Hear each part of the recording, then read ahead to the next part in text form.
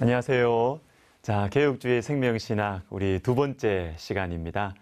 여러분 기억나십니까? 우리 개혁주의 생명신학은 개혁주의 신학을 역사상 가장 성경적인 개혁주의 신학을 그 안에 예수 그리스도의 생명을 불어넣자. 이것이 개혁주의 생명신학이다라고 했습니다. 자, 오늘은 두 번째로 신학 회복 운동에 대해서 우리가 한번 살펴보도록 하겠습니다.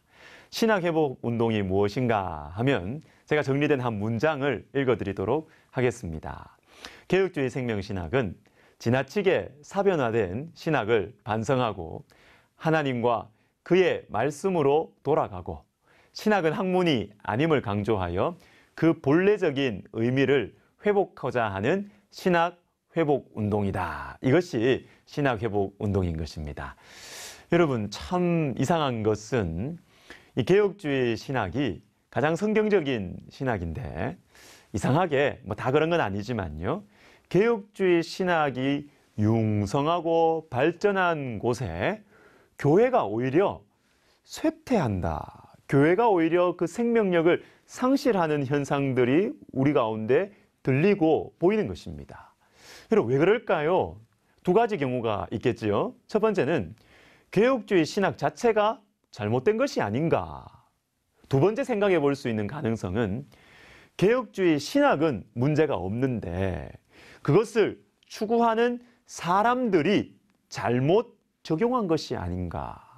여러분, 두 번째인 것 같습니다. 개혁주의 신학은 가장 성경적인 신학이기 때문에 개혁주의 신학 자체에 무슨 큰 문제가 있다고 볼 수는 없을 것 같습니다. 문제는 개혁주의 신학을 추구하는 사람들이 잘못 사용하고 잘못 적용한 것이 아닌가라는 생각을 우리는 하게 되는 것입니다. 여러분, 우리가 오늘날 이 현대에 오면서 인간의 지성이 많이 세밀화되고 복잡화되고 이렇게 발전하면서 신학에 대해서도 너무나 좀 지나치게 사변화되는 그러한 경향들이 실제로 있습니다. 그러다 보니까 실제 우리 성도들이 살아가는 이 삶의 현실, 그리고 교회 가운데 어떻게 영혼들을 살리고 구원하고 성도들의 어떤 신앙의 성숙을 도와주어야 되는 이 신앙의 이 교회의 현실과 신학이 좀 동떨어지는 현상들이 나타나는 것입니다. 여기에서 바로 이것을 우리 개혁주의 생명신학은 문제라고 생각을 하는 것입니다.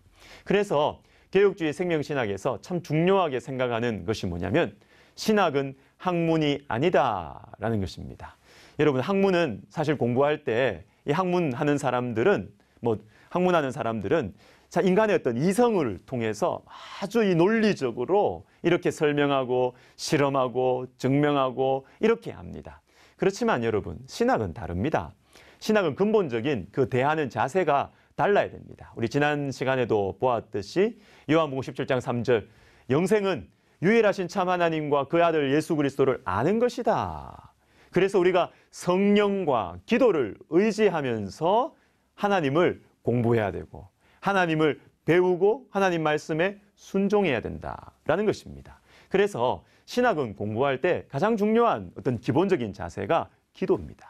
기도하는 마음으로 우리 하나님을 경외하고 하나님을 예배하는 마음으로 그렇게 신학을 해야 되는 것입니다. 그래서 이런 차원에서 신학은 학문이 아니다라고 볼 수 있습니다. 그러면 우리가 신학을 공부할 때 우리의 이성을 사용하지 말아야 할까요?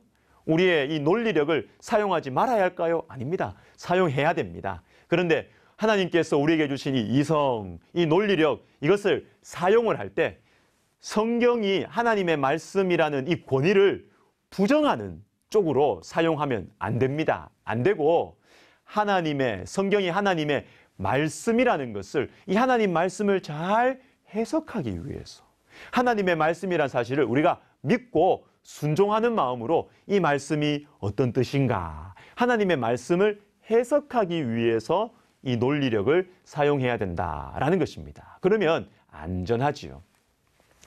여러분, 이런 차원에서 우리 개혁주의 생명신학은 생명력 있는 신학을 추구합니다.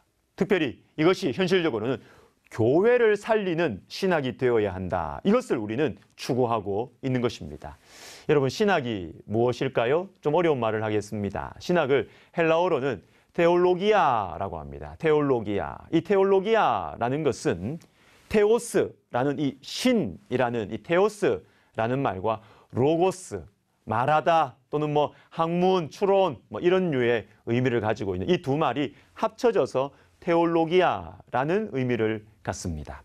그런데 여러분, 이 고대에 있는 우리 이 초대 교회의 이 교부들도 이 테올로기아라는 용어 자체는 사용했지만 그들이 생각한 이 신학이라는 것은 우리가 생각하는 하나님을 공부하는 이것이 아니라 그리스 로마의 이방신들, 이 이방신들을 연구하는 어떤 학문, 이것을 테올로기아라고 했고, 여러분 아우구스티누스도 이 신학을 그런 식으로 생각했습니다. 그래서 여러분 이 16세기에 이 영국의 이 경건한 신학자인 윌리엄 퍼킨스라는 사람이 있습니다. 윌리엄 퍼킨스, 이 사람이 신학을 이렇게 정의했습니다. 신학은 영원히 복받는 삶을 탐구하는 학문이다.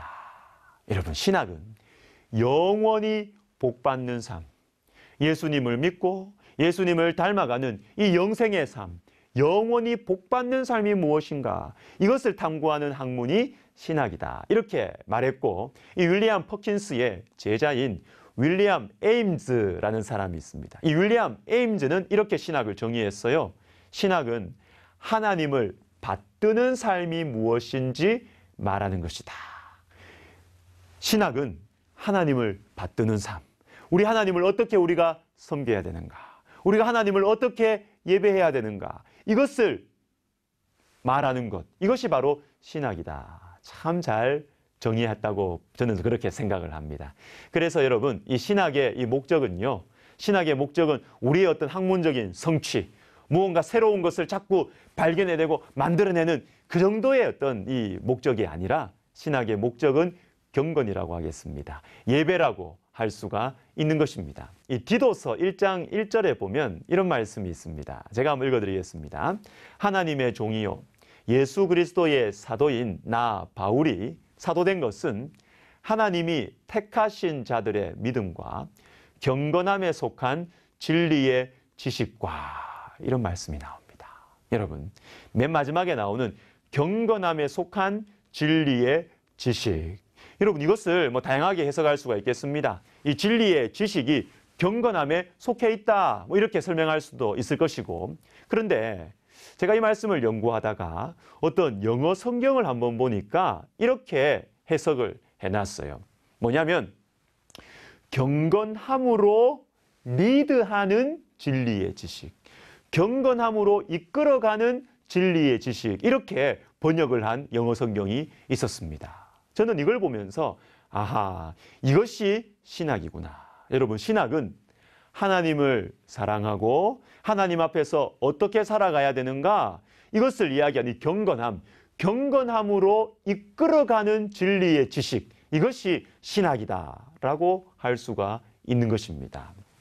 여러분, 그래서 우리는 신학 공부를 할 때, 또 여러분 성도님들 중에서는 성경 공부에 관심이 많으셔가지고 성경을 좀 더 깊이 공부하고 또 뭐 신학적인 책들도 읽고 싶어 하시고 이런 분들도 계실 거예요.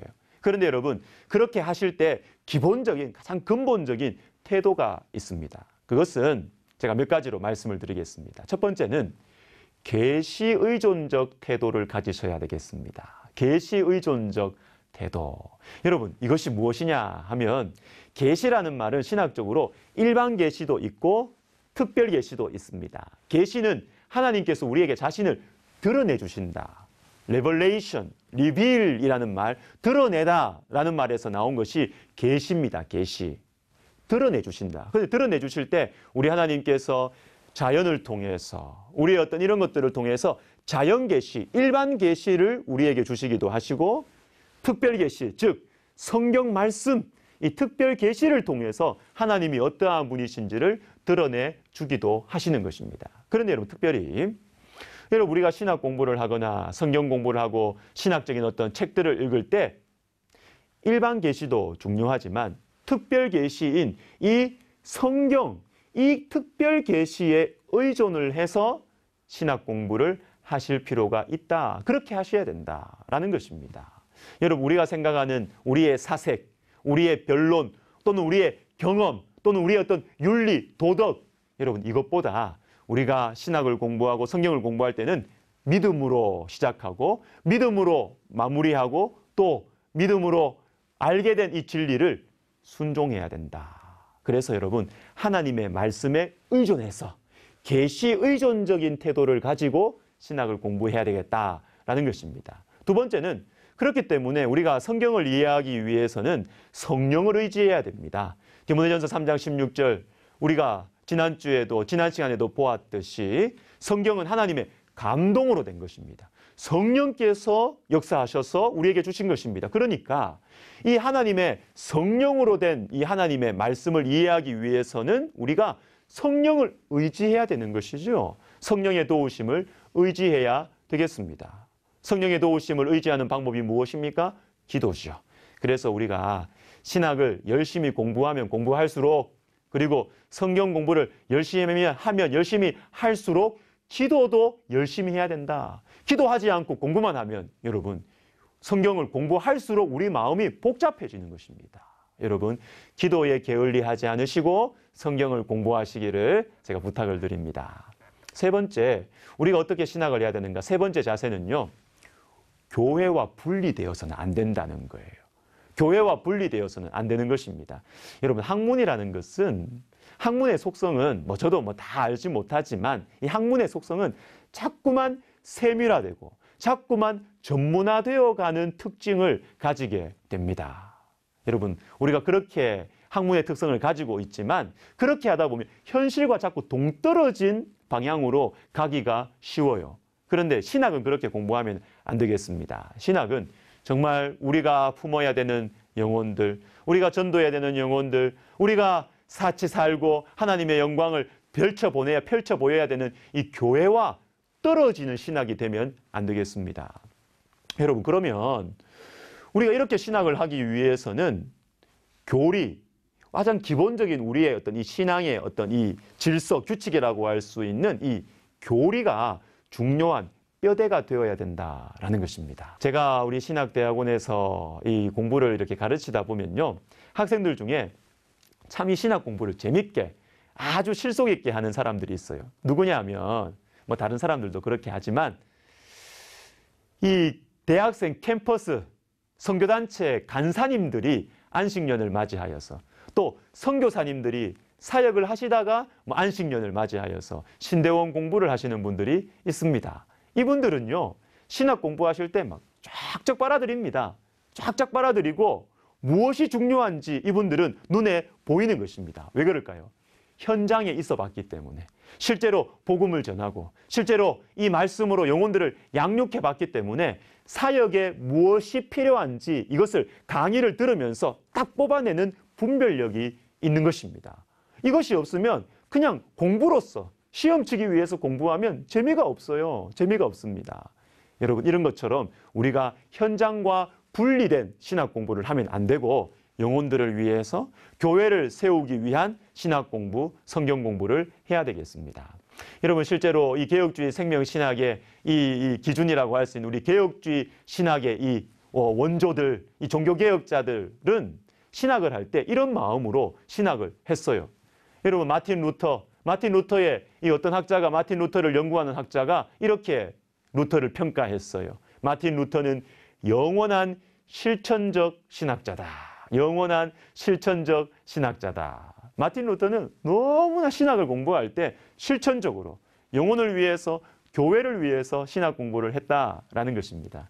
특별히 마틴 루터는요, 기도를 참 많이 강조했대요. 기도에 얼마나 관심이 많았는지 하루에도 몇 시간씩 기도했고, 특별히 바쁜 날에는 1시간 더 일찍 일어나서 기도를 했답니다.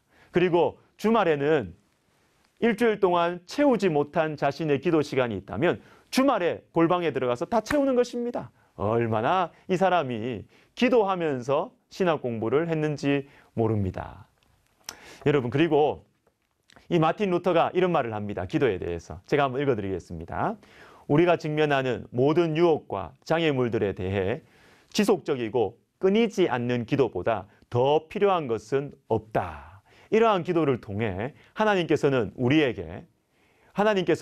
우리에게 교리를 강력하고 효력 있게 하는 그의 은혜와 성령을 주신다. 여러분, 여기에 보시면 기도를 강조하지요.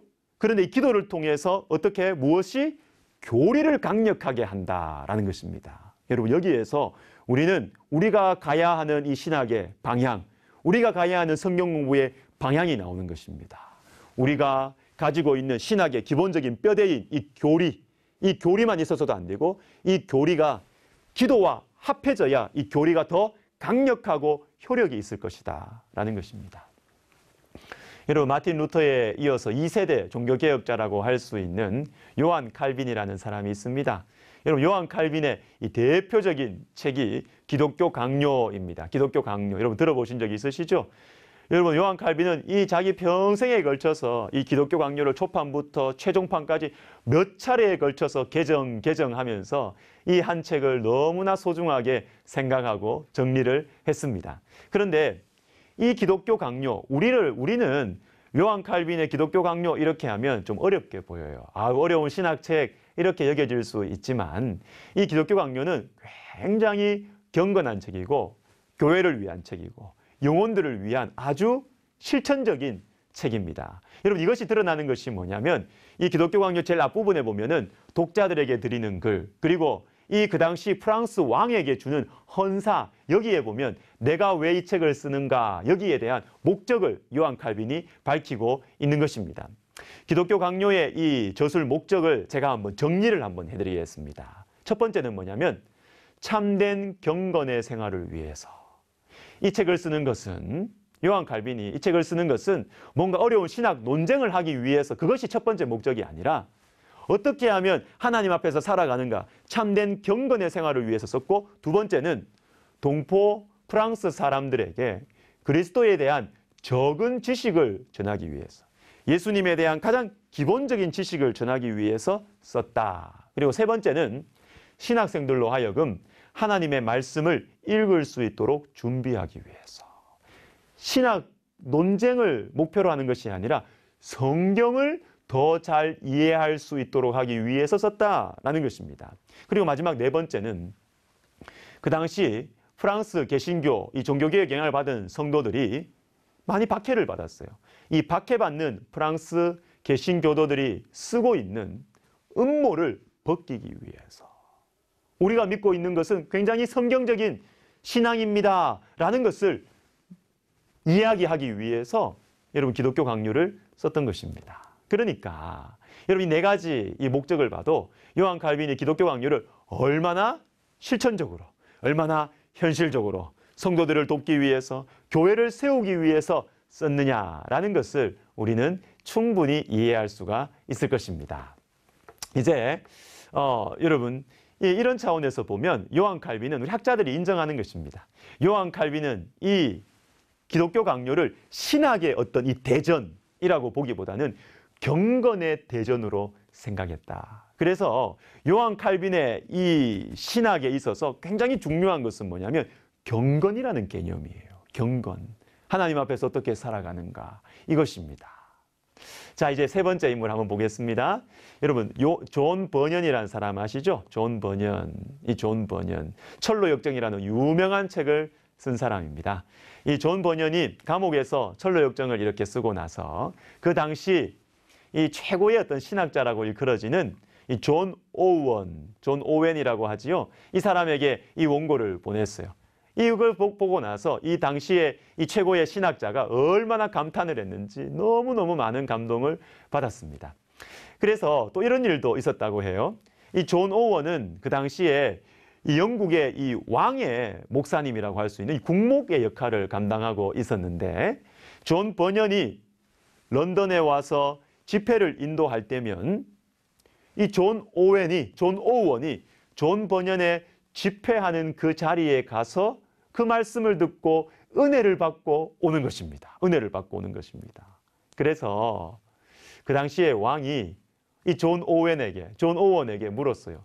당신같이 탁월한 신학자가 왜 그렇게 이 존 버년에게 가서 은혜를 받느냐, 그의 집회에 참석하느냐, 존 버년은 여러분 댐장이, 대장장이 출신이었거든요. 정규 교육을 받은 사람이 아니에요. 정규 교육을 못 받았습니다. 이 말을 들었을 때 존 오원이 이렇게 대답을 합니다. 그건 뭐냐면, 폐하, 만일 저에게 그 댐장이의 재능이 있다면 저는 아주 기꺼이 저의 학문을 포기하겠습니다. 여러분, 놀라운 고백입니다. 저 못 배운 사람, 나는 많이 배웠고 나는 저 사람 무시합니다. 이게 아니고, 내가 학문적으로 많이 배웠음에도 불구하고 하나님께서 존 버년에게 부어주신 그 놀라운 영적인 재능, 그 설교의 능력, 그것을 내가 가질 수 있다면 제가 쌓아온 이 모든 학문을 다 버리겠습니다. 여러분, 존 버년도 훌륭하지만 존 오원도 참으로 훌륭한 신학자다라고 생각할 수 있겠습니다. 여러분, 조나단 에드워즈라는 사람을 아실 것입니다. 미국의 역사상 최고의 사상가, 철학자라고 일컬어지는 사람이에요. 뿐만 아니라 이 조나단 에드워즈는 이 미국의 제1차 대각성 운동의 주인공입니다. 우리 하나님께서 들어서 쓰신 아주 중요한 인물, 부흥의 어떤 인물이라고 볼 수 있겠습니다. 그런데 이렇게 탁월한 학자요, 이렇게 탁월한 목회자인 이 조나단 에드워즈가 어떻게 신학을 공부했는가 하면, 이분은 영적인 체험 속에서 하나님의 진리의 말씀을 이야기했고, 하나님의 진리의 말씀을 실제로 이 사람은 영적으로 체험하고, 이것이 그의 책으로 나왔던 것입니다. 여러분, 신학은 정말로 학문이 아니라 신학은 교회를 살리는 생명의 복음이고 예수 그리스도의 생명의 능력인 것입니다. 여러분, 그래서 우리는 이렇게 마틴 루터, 요한 칼빈, 존 버년, 그리고 조나단 에드워즈, 이렇게 우리가 탁월한 우리의 신앙의 선배들, 신학자들, 이 사람들을 우리가 보았는데, 이분들이 신학을 결코 학문으로 한 것이 아니라 교회를 살리고 영혼을 살리고 교회를 새롭게 하는 그러한 생명의 능력으로 신학을 생각하고 공부했다라는 것을 알 수가 있겠습니다. 이런 차원에서 저는 이 세종대왕이 참 우리에게 하나의 이 작은 어떤 모델이 될 수 있다라는 생각을 합니다. 제가 예전에 세종대왕에 대한 어떤 글을 읽었는데, 세종대왕이 엄청난 독서가였다고 해요. 실제로 왕자 시절에 이 동양고전을 백독백습, 100번 읽고 100번 필사하다가 병에 걸리기까지 했다고 합니다. 왕위에 오르고 나서도 세종대왕은 아주 치열하게 독서를 했는데, 그가 왜 이렇게 열심히 책을 읽었을까요? 왜 이렇게 공부를 열심히 했을까요? 세종대왕이 이 인문고전 연구기관인 이 집현전 학자들을 모아놓고 이렇게 말했다고 합니다. 제가 한번 말씀드리겠습니다. 내 유일한 소망은 백성들이 원망하는 일과 억울한 일에서 벗어나는 것이요, 농사 짓는 마음에서 근심하면서 탄식하는 일이 영원히 그치는 것이요, 그로 인해 백성들이 살아가는 기쁨을 누리고자 하는 것이다. 너희들은 내 지극한 마음을 알아주었으면 한다. 우리 모두 목숨을 버릴 각오로 독서하고 공부하자. 조상을 위해, 부모를 위해, 후손을 위해 여기서 일하다가 같이 죽자. 여러분, 멋있죠? 세종대왕은요, 공부를 열심히 했는데 누구를 위해서? 백성들을 위해서. 백성들이 잘 살게 하기 위해서 공부를 열심히 했다라는 것입니다. 우리 목회자들도, 저 같은 목회자들도, 우리 신학자들도 정말 교회를 위해서 공부를 열심히 하는 그러한 은혜가 있으면 참 좋겠다라는 생각이 듭니다. 이제 오늘 강의를 마무리하려고 하는데요. 오늘 강의를 마무리하면서 여러분들에게 어떤 기도 제목 하나를 좀 부탁드리려고 합니다. 그것은 뭐냐면, 신학교를 위해서 좀 기도를 해주십사 하는 것입니다. 왜냐하면 제가 이렇게 신학교에서 이렇게 학생들을 가르치다 보면 참 마음에 참 기분 좋은 말을 들을 때가 있습니다. 그것은 뭐냐면, 교수님, 우리 학교 교수님들은 교수님 같다기보다는 목사님 같아요. 이런 말을 들을 때 저는 참 마음이 기쁩니다. 왜냐하면 그 말 속에서는 하나님, 우리 학교 교수님들은 학문적으로 잘 가르치기도 하시지만 우리에 대한 관심이 있습니다. 교회를 사랑합니다. 교회를 세우기 위한 공부를 가르쳐 주십니다. 이 말이 그 속에 들어있는 거거든요. 여러분, 저는 이 말이 참 듣기가 좋았습니다. 왜냐하면 신학교는 목회자들을 기르는 사람이거든요. 목회자들이 어떤 일을 하는 사람이 교회를 세우고 영혼을 변화시키는 사람입니다. 그래서 여러분, 신학교가 영적인 생명력으로 충만하면 그 속에서 영적인 생명력이 있는 목회자들이 길러지는 것입니다. 그러면 그들이 가서 사역하는 교회, 그 성도들은 하나님 앞에서 살아나게 되는 것입니다. 세상을 이기는 능력을, 믿음을 가지게 되는 것이에요. 그래서 참 여러분들 오늘 강의를 마무리하면서 제가 신학교에 있는 사람으로 기도 부탁을 꼭 드립니다. 여러분, 우리나라에 있는 신학교들을 위해서 기도해 주시기를 바랍니다. 하나님, 우리나라에 있는 신학교들, 우리나라에 있는 이 신대원 신학교, 하나님 예수 그리스도의 생명이 넘치는 학교들이 되게 해주셔서 거기에서 예수님의 생명 넘치는 목회자들이 일어나서 우리 한국교회가 다시 불같이 타오를 수 있도록 도와주시옵소서. 이렇게 기도하시는 여러분들이 되시기를 제가 주님의 이름으로 부탁하면서 이 두 번째 강의 마치도록 하겠습니다. 다음 시간에 뵙도록 하겠습니다.